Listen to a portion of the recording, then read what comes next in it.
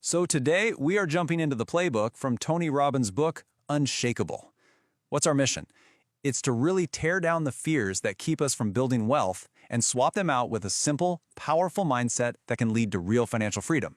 Okay, let's get into it. This is the question that's on everybody's mind, isn't it? I mean, think about it. Salaries aren't really going anywhere, new technology is making jobs feel, well, a little uncertain, and there's just this general vibe of instability. So the idea of taking your hard-earned cash and throwing it into the stock market, yeah, it can feel a lot less like a smart investment and a whole lot more like a trip to Vegas. But what if that's just completely the wrong way to look at it?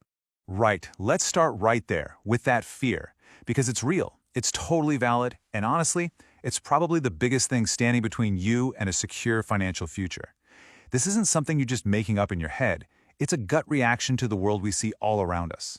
And look, these anxieties are based in reality. We've seen middle-class paychecks barely budge for what feels like forever. We're all kind of wondering if our jobs are going to be around in the next decade. So it's really no surprise that something like 60% of millennials just don't trust the financial markets. And what do? They keep their savings sitting in cash, earning basically nothing, all because of that one huge fear, a market crash. Okay, so let's just face that fear head on.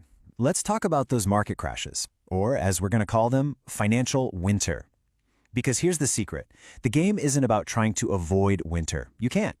It's about learning how to survive it and, believe it or not, even thrive when it shows up.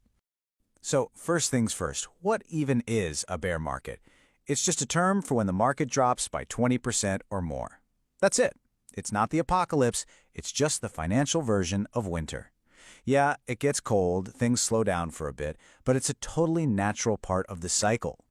So how often does this so-called winter actually roll around? Well, between 1900 and 2015, the market went through 34 of them. 34 separate times when things looked totally grim, when the news was screaming panic, and when pretty much everyone felt that deep urge to just sell it all. And here it is. This is maybe the most important fact you will ever hear about investing. Every single one of those 34 winters came to an end. 100% of them. No matter how brutal it seemed at the time, spring always came back. And that right there is the most powerful piece of history any long-term investor needs to know. And we have plenty of data to help us just breathe through the storm. First off, smaller dips, which are called corrections, happen about once a year. They're as regular as the seasons. And trying to predict them, just forget about it. Even the so-called experts like Dr. Doom, who got famous for calling the 2008 crash, were wrong for years before they were right that one time. Just remember, over the long haul, the market goes up. Why? Because of human innovation, productivity, and growth. And here's the best part. In the 12 months after a bear market ends, the average return has been a stunning 39%. The bull always comes roaring back.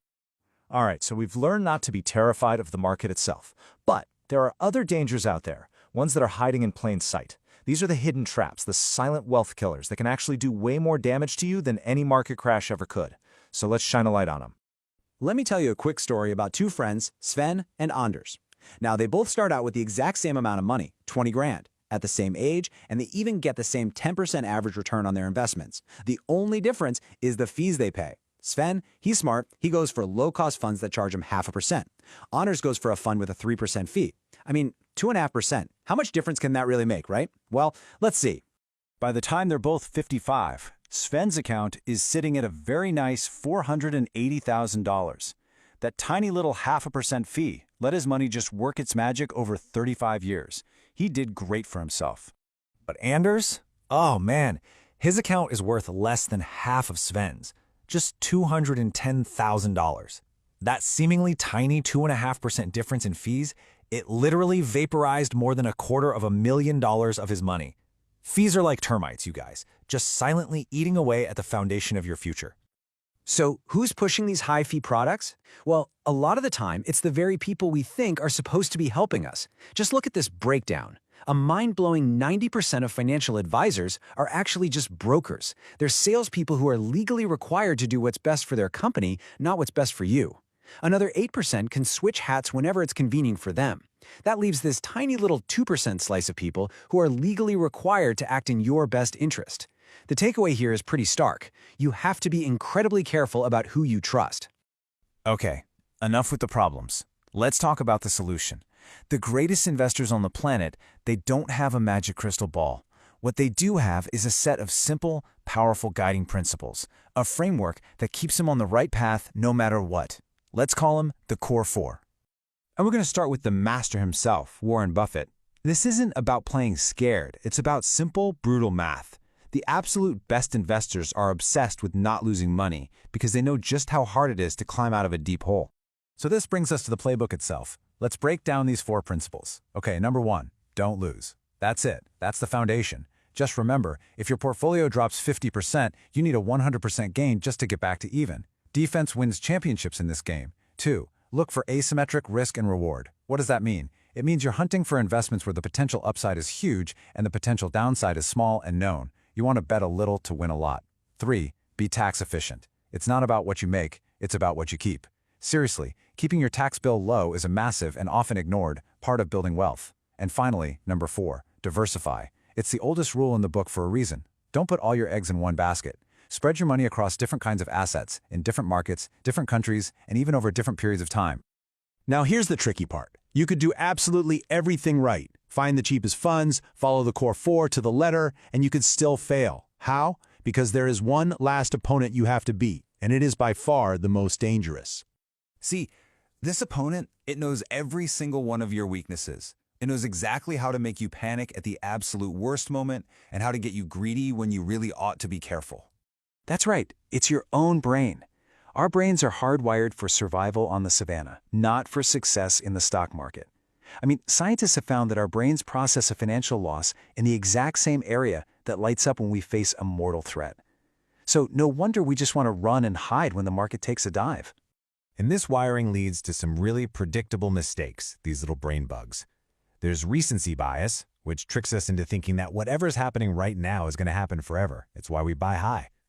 Then there's overconfidence, where we fool ourselves into thinking we can outsmart the entire market. And then there's confirmation bias, which is where we only look for news and opinions that already agree with what we believe. Just knowing that these bugs exist is the first huge step to overcoming them. So let's pull it all together. Becoming financially unshakable. It's not about finding some magical stock tip or trying to perfectly time the market. It's not about that at all. It's about building a completely new mindset. It's about truly understanding that winter is just a season.